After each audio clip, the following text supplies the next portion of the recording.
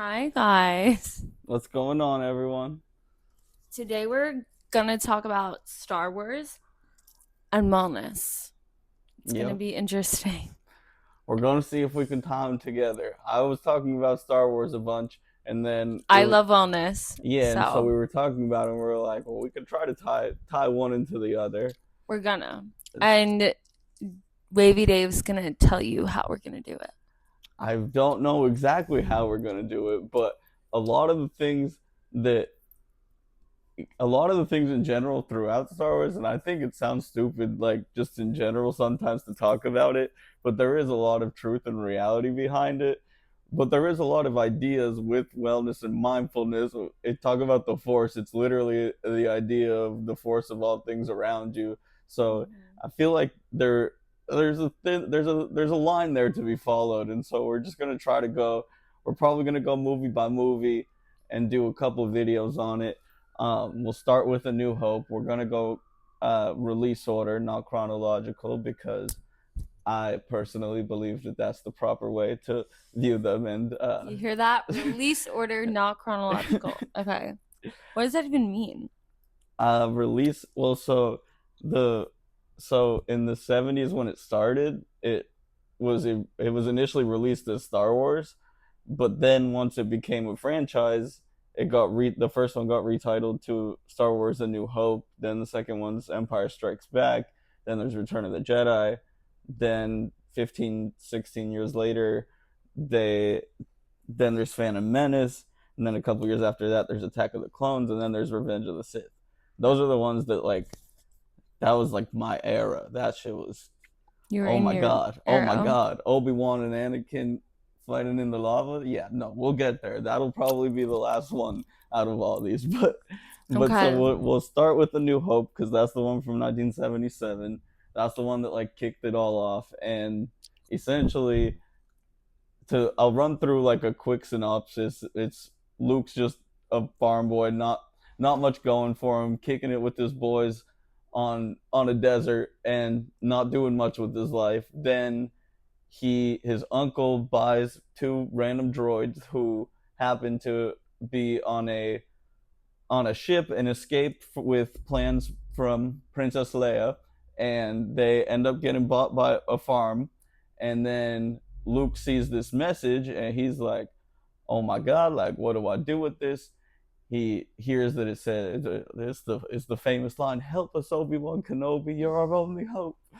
And so he goes to find Old Man LOL. Ben. Then he finds Old Man Ben. Then his I guess we should disclose that this is full of spoilers, but it's a movie that came out a good 50 years I'm ago. crying. So I think we're chilling. But then he comes home and his aunt and uncle are both burnt to a crisp, and then Oh, yeah, it's like it's like so probably what's the wellness tie?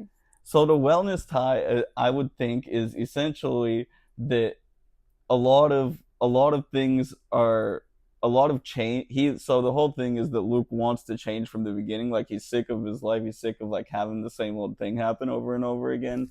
And so then there's this Okay, call to same. adventure, and there's this aspect of a willingness to change. And so a lot of things is like taking the first step to do something different instead of following those same instead of follow like staying in Right. your same ways, staying doing the same thing over and over Which we're again. actively trying. Right, which is something that I could directly relate to like trying to stop smoking or something like that. Like and so a lot of it is like actually actioning what's happening. So like you take your first step, but it's the action that actually counts.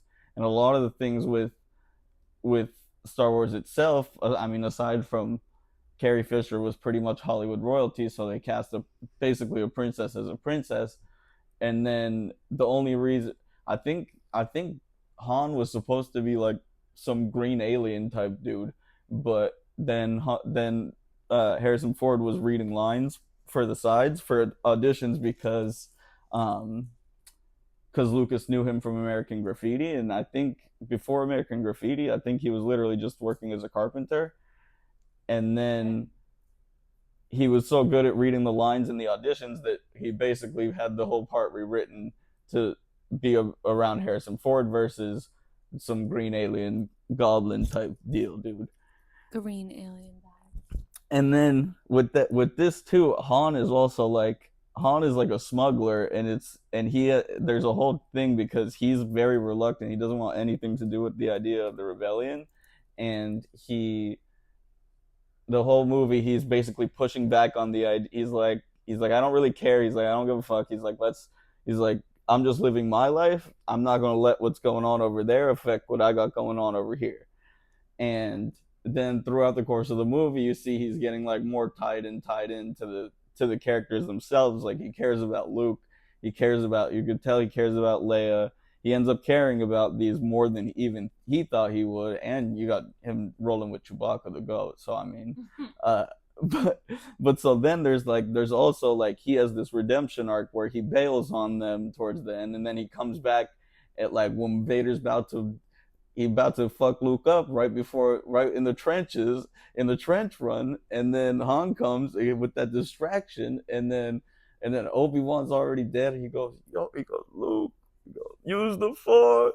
He's like, oh my god, and then Luke's he's in the fighter jet, and then he locks in and he blows up the Death Star, and then I get extremely happy every single time.